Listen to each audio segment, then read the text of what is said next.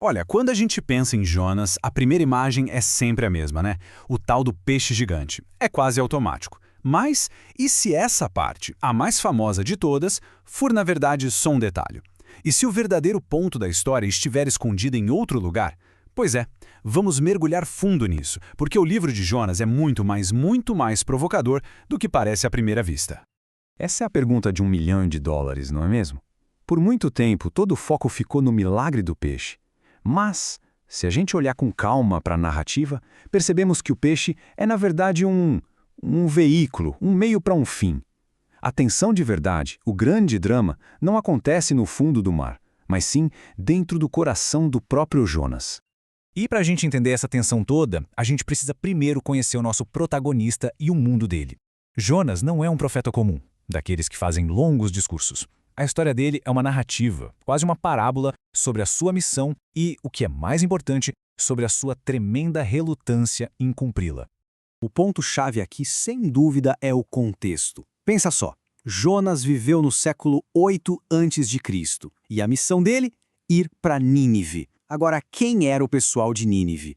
Eram os assírios, a superpotência militar da época, famosa por sua brutalidade. Eram, para ser bem direto, o inimigo mortal de Israel. Pedir para um profeta israelita pregar em Nínive era como pedir a um soldado para ir ajudar o quartel-general inimigo. E a reação do Jonas? Não podia ser mais clara. Deus fala, vá para o leste. Jonas vai lá e compra uma passagem para o oeste, para Tarsis, que era basicamente o fim do mundo conhecido para ele. Isso não é só uma hesitação, não. É uma fuga deliberada, na direção exatamente oposta. Ele simplesmente não quer fazer parte do plano de Deus para seus inimigos. Mas, como a história vai mostrar, fugir de uma ordem de Deus não é bem assim tão simples. A recusa de Jonas em obedecer acaba desencadeando uma série de eventos dramáticos, em que a própria natureza parece se dobrar à vontade de Deus para trazer o profeta fujão de volta. E que eventos, hein? Do nada surge uma tempestade divina, tão violenta que deixa apavorados até os marinheiros mais experientes. No meio daquele caos, eles descobrem que a culpa é toda de Jonas. E a confissão dele é chocante. Ele prefere ser jogado no mar e morrer a ter que obedecer a Deus. E no exato instante em que ele cai na água, a tempestade para. A calmaria é imediata, mostrando o controle absoluto de Deus sobre a criação. E aí, claro, entra em cena o famoso peixe. No original hebraico, a expressão é só dag gadol, um peixe grande. Mas o detalhe crucial está no verbo. Deus preparou o peixe. Não foi um acaso, um acidente. Foi uma intervenção planejada, um instrumento de resgate e não de castigo. Lá dentro do peixe, no escuro total, Jonas finalmente ora. E a oração dele é um lamento, claro, mas também é um reconhecimento. Ele se sente como se estivesse nas profundezas da morte, no ventre do Seol. E ali ele percebe que mesmo naquele lugar, Deus pode ouvir e pode salvar. É um momento de virada, uma rendição que nasce do puro desespero. Bom, depois de ser cuspido em terra firme, Jonas recebe a mesmíssima ordem, só que dessa vez ele obedece. E o que acontece em Nínive? Olha, é talvez o maior milagre da história toda. Jonas entra naquela cidade imensa e entrega o que deve ser o sermão mais curto e, convenhamos, mais sem vontade da história. São só 5 palavras em hebraico. Ele não oferece nenhuma esperança, não fala de misericórdia, nada. É só um aviso seco, a destruição está chegando. E a resposta da cidade é de cair o queixo. Absolutamente chocante. Do rei ao cidadão mais simples, todo mundo acredita. Eles jejuam, se vestem com panos de saco, clamam a Deus por misericórdia. O negócio é tão sério que até os animais entram no jejum. E qual o resultado? Deus vê que o arrependimento deles é pra valer, é sincero e decide suspender o julgamento. A cidade é poupada. Missão cumprida, então. O profeta teve sucesso. Fim da história, certo? Errado. É exatamente aqui que o livro revela seu verdadeiro propósito. O maior conflito não era entre Jonas e o peixe, ou entre Jonas e o povo de Nínive. O conflito real era entre Jonas e o próprio Deus. E aqui está o ponto central de tudo. Jonas fica furioso. Ele não comemora o sucesso da missão.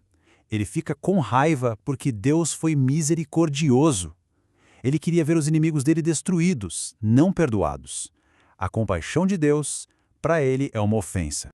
A queixa dele a Deus revela tudo. Ele basicamente diz, eu sabia que o Senhor era assim, gracioso, compassivo, lento para se irar, foi por isso que eu fugi. Ele preferia morrer a viver no mundo onde a misericórdia de Deus alcança os inimigos da sua nação. E a história termina com uma lição prática simplesmente brilhante. Deus não dá um sermão em Jonas com palavras. Em vez disso, ele cria uma situação para expor o quão pequena era a perspectiva do profeta e o quão grande era a compaixão divina. Deus arma um pequeno cenário. Primeiro faz crescer uma planta para dar uma sombrinha para Jonas, que fica super feliz com aquele conforto inesperado. Mas no dia seguinte, um verme, também enviado por Deus, ataca e seca a planta. Sob o sol quente, a raiva de Jonas volta com tudo. Ele quer morrer, tudo por causa de uma plantinha que durou um dia. E é aqui que Deus escancara a contradição no coração de Jonas. A pergunta final é devastadora. Você está tão preocupado assim com uma simples planta? Uma planta que você não fez nada para crescer e que durou só um dia. Como eu não me importaria com a grande cidade de Nínive? Mais de 120 mil pessoas. Pessoas que, segundo o texto, não sabiam distinguir a mão direita da esquerda, o que talvez seja um jeito de dizer que elas viviam em ignorância espiritual. E Deus se importa com cada uma delas. A compaixão divina é imensa, não faz distinção. E assim, os grandes temas do livro ficam bem claros. É um livro sobre um Deus que tem poder sobre a natureza e sobre as nações, sobre uma misericórdia que ultrapassa fronteiras e alcança até os inimigos. É, no fundo, uma crítica poderosa a qualquer tipo de fé que tenta colocar o amor de Deus dentro de uma caixinha, limitado a um só grupo. No fim das contas, a conclusão é essa. A verdadeira prisão de Jonas não era a barriga do peixe, era seu próprio coração endurecido, um coração que foi engolido pela raiva e pelo nacionalismo. O peixe o libertou em 3 dias. Já da sua própria raiva, a gente não sabe se ele conseguiu escapar. E o livro termina assim, com uma pergunta de Deus que fica no ar, sem resposta de Jonas. O que, na verdade, joga a pergunta direto para a gente. Quem são os inimigos, os outros que consideramos indignos de misericórdia? Qual é a nossa Nínive que somos desafiados a ver, não com o julgamento de Jonas, mas com a compaixão de Deus?